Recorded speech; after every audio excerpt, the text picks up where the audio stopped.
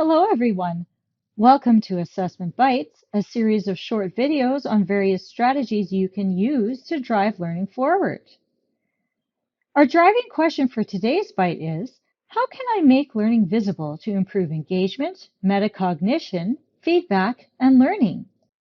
The strategy we will explore today addresses two components of assessment: assessment for learning, which leverages observations and conversations and feedback to direct next steps for learning and instruction, and assessment as learning, which can help students become more self-directed and engaged learners who are better equipped to monitor their own learning and make meaningful progress towards their goals. Our strategy today features the graffiti wall, a simple, fun, and interactive way to get kids involved in tracking their learning as it develops. Let's listen to Carla Lowerison, English Language Arts teacher at Holy Trinity High School, as she shares how she uses graffiti walls for assessment for and as learning.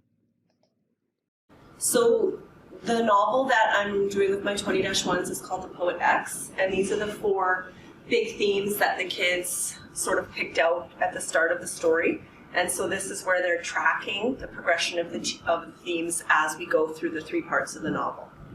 They are learning how to take textual evidence and support their interpretation of themes. So in the novel, the power of language is a major theme, and so they're finding evidence that supports that claim that they have, and then they're using that textual evidence eventually in an essay to support their understanding. What's the benefit of having their work visible like this on the wall, as opposed to them just copying down what you write down on the board? Well, a couple of things. Number one, they're finding the answers, or the support, if you will. It's not me giving it to them, so they're the ones having to find it. So what I have them do is work in small groups at their desks first, and then they kind of come up when they feel like they have something that they want to add to the chart. So it serves a couple of purposes. Number one, it's up for the duration of the novel, so they can see the building on the theme as we go, but it also is like a representation of the whole class as opposed to just them and one partner. So they get to see what other people have written down as well.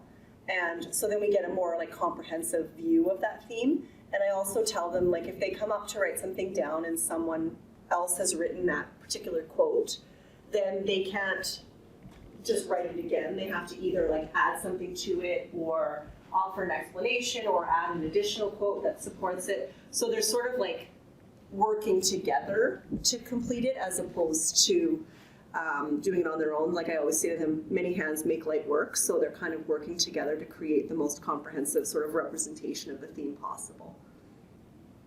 When they work together like this, they're really leveraging their peers as learning resources. As you've seen, using a graffiti wall actively encourages students in the assessment process to encourage their metacognitive awareness, promote their own engagement in the learning, and to self-assess. And for assessment for learning, graffiti walls can be used as a pre-assessment to meet students where they are, as a formative assessment to provide feedback to guide instruction and next steps for learning, and as a source of peer feedback so students can explore different perspectives and thought processes, ultimately fostering higher order thinking. Graffiti Walls is not only a great tool for ongoing assessment and collaboration, but it also serves as a support in universal design for learning by first giving voices to all students, allowing even our shy learners and maybe our English language learners to engage in the conversation.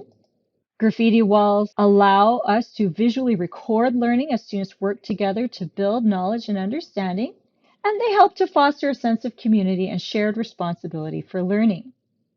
Let's recap how the graffiti wall strategy can be done. Start off by preparing the materials. Choose a large sheet of paper or a whiteboard. You can use chart paper like Carla did, and it's always helpful to provide markers or other writing utensils for students to use. And then introduce the topic. What is it that students are to be focusing on today? In Carla's class, they decided on what the major themes were. Provide a brief overview of the topic and make it relevant by explaining the purpose of this activity. Encourage them to write their ideas and questions directly onto the graffiti wall using those markers or their own writing utensils. And they can work individually or in small groups like they did in Carla's class. Then share and discuss. Once students have had time to add their ideas and questions to the graffiti wall, invite them to share their contributions with the rest of the class. This is an opportunity for discussion and exploration of the topic. Finally, reflect and summarize. After the discussion, encourage students to reflect on what they learned and summarize the main ideas and questions that emerge from the activities.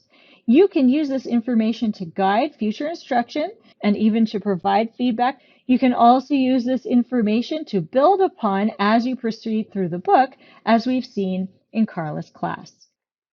If you'd like to learn more about assessment as learning and for learning, you can find links to these articles, graphic organizers, websites, and other resources such as podcasts and tutorials on our SharePoint site by going to bit.ly/assessmentecsd. And once again, special thanks to Carla Lowerison for welcoming us into her classroom. That's it for today, everyone. If you have any questions at all, please don't hesitate to reach out to your consultant from the Assessment and Reporting team. Thanks for watching, and have a great day.